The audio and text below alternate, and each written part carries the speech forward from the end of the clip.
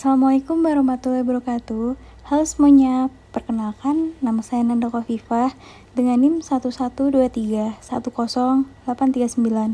dari Prodi Manajemen Fakultas Ekonomi dan Bisnis Universitas Pelita Bangsa. Di video ini, saya akan mempresentasikan materi mengenai PPh Pasal 21 dan PPh Pasal 26. Video ini dibuat sebagai bentuk pemenuhan tugas UTS untuk mata kuliah perpajakan. Di sini saya akan menjelaskan mulai dari pengertian, dasar hukum, sampai perhitungan sederhana dari kedua jenis pajak tersebut.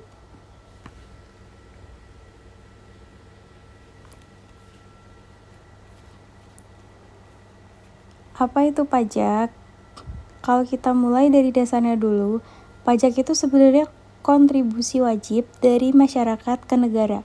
Sifatnya memaksa karena diatur undang-undang, tapi memang tidak ada imbalan langsung yang kita terima. Cuman dampaknya itu kembali lagi ke kita dalam bentuk pembangunan, fasilitas umum, dan lain-lain.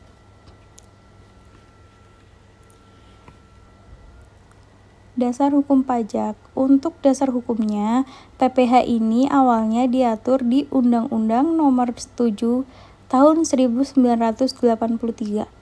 Lalu mengalami pembaruan terakhir di UU HPP tahun 2021. Selain itu, juga ada aturan teknis seperti PMK nomor 168 tahun 2023 yang lebih detail mengatur pelaksanaannya. Jadi, bukan aturan lama saja, tapi sudah disesuaikan dengan kondisi sekarang. Masuk ke PPh Pasal 21. Ini adalah pajak atas penghasilan yang diterima oleh wajib pajak dalam negeri. Misalnya, kayak gaji, tunjangan, bonus, atau honorarium.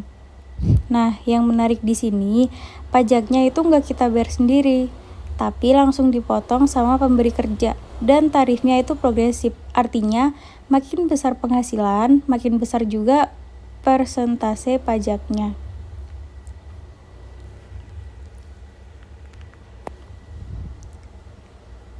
PPh Pasal 26. Kalau PPh Pasal 26 ini kebalikannya, dikenakan ke wajib pajak luar negeri yang dapat penghasilan dari Indonesia. Misalnya dividen, bunga, royalti atau jasa, yang tarif umumnya 20% dari bruto. Jadi langsung dari penghasilan kotor, tanpa dikurangin apa-apa. Tetapi bisa lebih kecil kalau ada tax treaty atau perjanjian antar negara. Hal ini biasanya dipakai dalam transaksi internasional. Di sini ada beberapa istilah yang sering muncul dalam perpajakan. Misalnya, wajib pajak atau WP, yaitu pihak yang mempunyai kewajiban membayar pajak. Penghasilan bruto itu total sebelum potongan. Sedangkan penghasilan neto itu setelah dikurangin dari biaya-biaya. Lalu ada PTKP atau penghasilan tidak kena pajak, yaitu batas penghasilan yang tidak kena pajak. Ada juga PKP, yang artinya penghasilan yang dikenakan pajak. Tarif progresif, yaitu tarif naik sesuai penghasilan. Jadi semakin besar penghasilan yang kita terima, semakin juga besar persentase pemotongan pajaknya. Kalau dilihat dari subjeknya, PPh Pasal 21 itu untuk orang dalam negeri, seperti karyawan atau penerima honor. Sedangkan PPh Pasal 26 untuk pihak luar negeri, baik individu maupun badan yang tidak tinggal di Indonesia.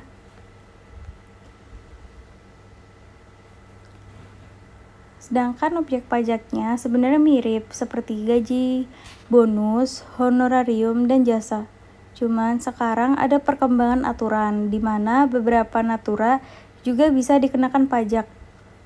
Hal ini dikarenakan aturan terbaru dari UU HPP.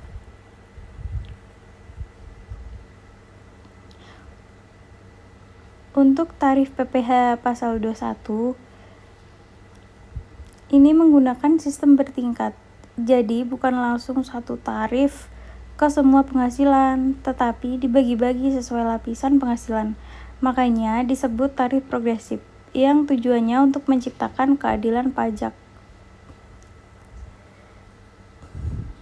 Misalnya, 5%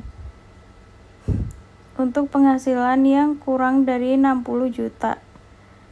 Sedangkan 15% untuk penghasilan yang 60 juta sampai 250 juta. Dan seterusnya. Semakin besar penghasilan, semakin besar juga dan semakin naik juga persentase pemotongan pajaknya.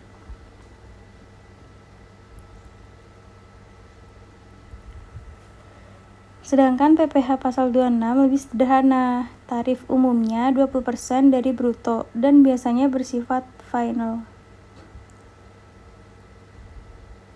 Jadi setelah dipotong ya sudah selesai, kecuali kalau ada tax treaty. Tarifnya bisa lebih rendah.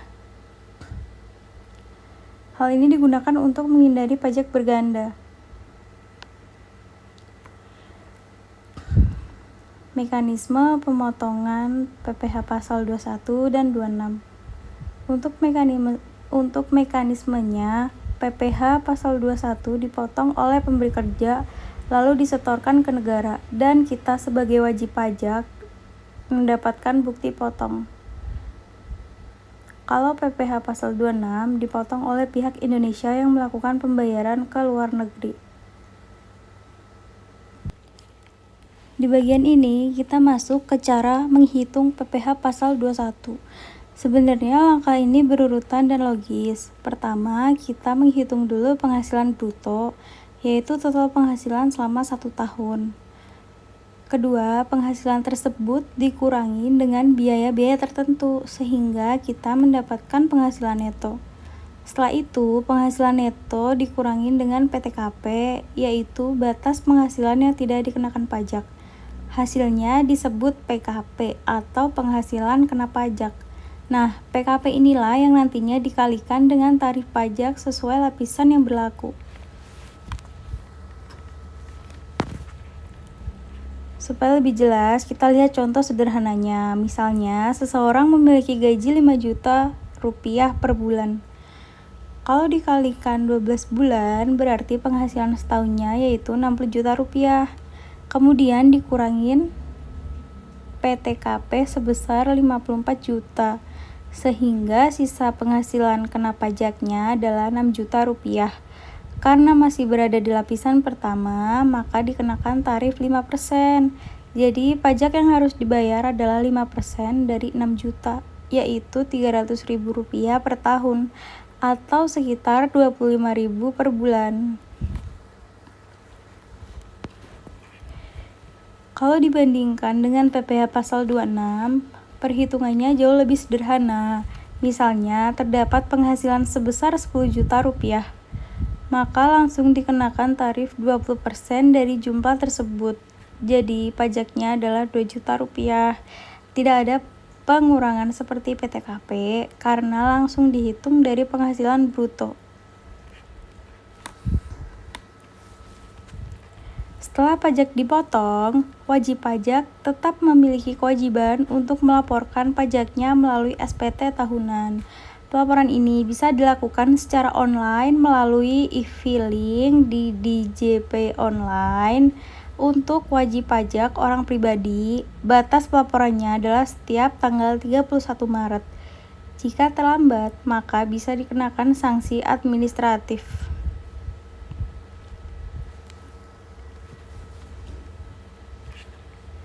Sebagai penutup, dapat disimpulkan bahwa PPh pasal 21 dikenakan kepada wajib pajak dalam negeri dengan sistem tarif progresif.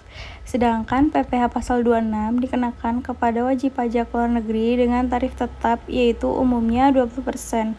Perbedaan utama dari keduanya terletak pada subjek pajak, tarif, serta cara perhitungannya. Selain itu, adanya tax treaty atau perjanjian antar negara juga berperan penting untuk menghindari pajak berganda dalam transaksi internasional.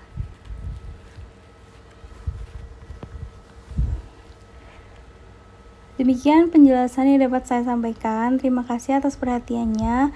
Wassalamualaikum warahmatullahi wabarakatuh.